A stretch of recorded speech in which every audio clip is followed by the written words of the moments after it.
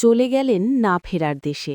সর্বকালের সর্বশ্রেষ্ঠ সন্তান ৭১-এর বীর মুক্তিযোদ্ধা মুহাম্মদ ওয়ালিউল ইসলাম রেজা।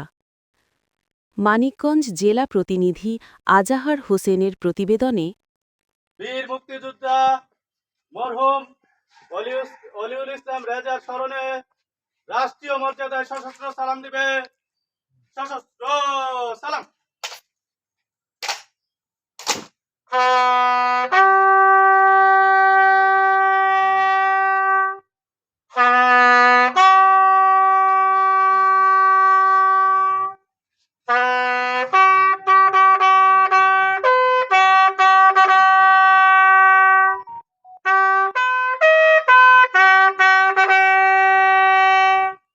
মানিকগঞ্জ সদর উপজেলাধীন গড়পাড়া ইউনিয়নের পাঞ্জনখাড়া গ্রামের বীর মুক্তিযোদ্ধা মুহাম্মদ ওয়ালিউল ইসলাম রেজা ২৫ ফেব্রুয়ারি ২০২৬ ইং বুধবার দিবাগত রাত আনুমানিক ১২:৩০ সময় মানিকগঞ্জ জয়রা মেডিকেলে ইন্তেকাল করেন। ইন্না নিল্লাহি ওয়া ইন্নাহি রাজিউন। ২৬ ফেব্রুয়ারি ২০২৬ ইং বৃহস্পতিবার বাদ জোহর মরহুমের নিজ ভবনে রাষ্ট্রীয় মর্যাদা ও জানাজা অনুষ্ঠিত হয়। মৃত্যুকালে তিনি স্ত্রী, এক ছেলে ও এক মেয়ে রেখে পরলোক গমন করেন। পরিবার সূত্রে জানা গেছে, মরহুম রেজা একজন হার্টের রোগী ছিলেন। তিনি গত ২৪ ফেব্রুয়ারি অসুস্থ বোধ করলে তাকে দ্রুত মেডিকেলে ভর্তি করা হয়।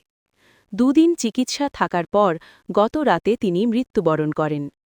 মরহুমের জানাজা এবং রাষ্ট্রীয় মর্যাদায় উপস্থিত ছিলেন গণপ্রজাতন্ত্রী বাংলাদেশ সরকারের মানিকগঞ্জ সদর উপজেলার নির্বাহী কর্মকর্তা ও এক্সিকিউটিভ ম্যাজিস্ট্রেট মৌসুমী নাসরিন এবং মানিকগঞ্জ সদর থানার ভারপ্রাপ্ত কর্মকর্তা Mohammad Minhaj Uddin, inspector of police.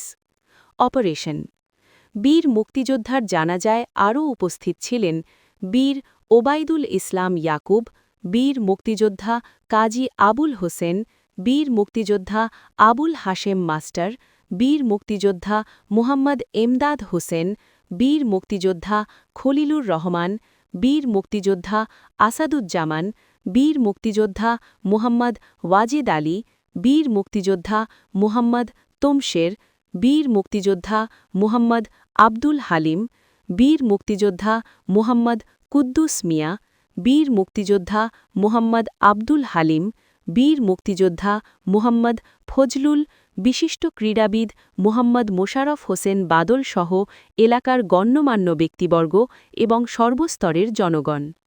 পরে বীর মুক্তিযোদ্ধাকে পারিবারিক কবরস্থানে দাফন করা হয়।